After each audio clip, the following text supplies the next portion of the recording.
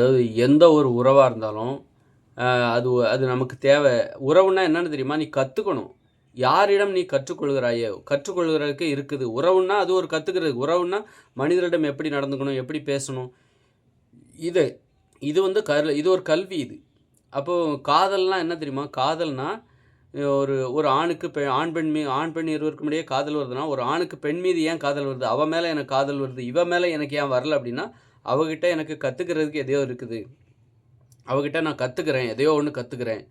அப்பதான் பொறுப்பா கல்விங்கிறது வந்து பொறுப்பான ஒரு செயல். இந்த பொண்ணுகிட்ட ஏன் காதல் வரல? இவகிட்ட எனக்கு வந்து கத்துக்கிறதுக்கு எதுவுமே இல்ல. இவகிட்ட அதனால அவகிட்ட கத்துக்கிறதுக்கு வேற யாராவது இருப்பாங்க. அவகிட்ட என்ன என்ன தே என்ன க என்ன கத்துக்கிறதுக்கு இருக்கோ, அது எனக்கு தேவையில்லாம இருக்கலாம். இன்னொருத்தருக்கு தேவையா இருக்கலாம். அதுபோல ஒரு பொண்ணுக்கு அவன் மேல ஏன் காதல் வரல, இவன் மேல ஏன் காதல் வருது அப்டின்னா, இல்ல அவங்கிட்ட எனக்கு தேவையான கல்வி இல்ல. இவங்கிட்ட தான் எனக்கு தேவையான கல்வி இருக்குது. நான் கத்துக்கிறேன். இதுதான் காதல். அப்ப சரி இந்த கல்விங்கிறத எப்படி கண்டுபிடிக்கிறது? எனக்கு தேவையானது அங்க இருக்குது. ஒருத்தர்ட்ட இருக்குது அப்படிங்கிறத எப்படி கண்டுபிடிக்கிறது அப்படின்னா, இந்த மனசும் பேசிக்குது பாருங்க. ஒருத்தருடைய மனசும் பேசிக்கணும். வாய் பேசிக்கிறது இல்ல. வாய் வந்து சும்மா பார்த்தாலே நமக்கு யாருகிட்ட வந்து தேவை இருக்கோ, கத்துக்கிறதுக்கான தேவை யாரிடம் இருக்கிறதோ, கற்றுக்கொள்வதற்கான வாய்ப்பு யார்கிட்ட இருக்கு அப்படின்னா, அது உண்மையிலே மனசு பேச ஆரம்பிச்சுரும். ஒரு நட்பா இருந்தாலும் பேசும். மனசும் பேசும். காதல் மட்டும் மனசும் பேசாது. நட்பா இருந்தாலும் பேசும்.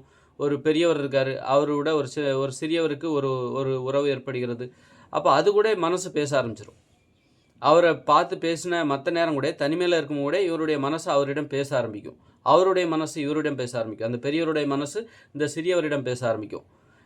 இத வச்சு தான் நாம அவர்ட்ட எதையோ கத்துக்கிறோம். நமக்கு தேவையானது அவர்கிட்ட இருக்கு. அவருக்கு தேவையானது நம்மகிட்ட இருக்கு.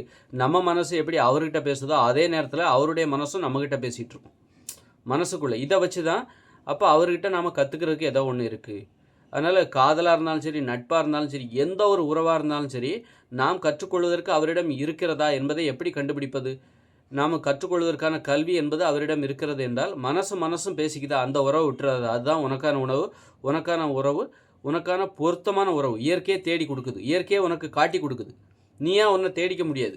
இவரிடம் எனக்கு கற்றுக்கொள்வதற்கு இருக்கிறது என்று நீயா தேடிக்க முடியாது. உன் மனசுக்கு சாட்சி. உன் மனசு தான் சாட்சி.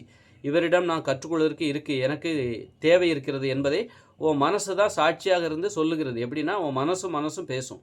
எந்த ஒரு உறவா இருந்தாலும் சரி, மனசும் பேசிச்சுன்னா, அது உனக்கான உறவு. அதை தவற விடாதே என்பதைத்தான் அது உணர்த்துது. நட்பா இருந்தாலும், காதலா இருந்தாலும், பெரியவர், சிறியவர் உறவா இருந்தாலும் சரி, எந்த ஒரு உறவா இருந்தாலும் மனசும் பேசிச்சுதுன்னா, அது உனக்கான உறவு. நீ கற்றுக்கொள்வதற்கு அவரிடம் இருக்கிறது என்பதை அதையே சாட்சியா வச்சு, அந்த மாரி உறவ கெட்டியா புடிச்சுக்கோங்க. உங்களுக்கு தேவையானது அங்க தான் இருக்கு. அப்படிங்கிறது தான் இதோட அடிப்படை.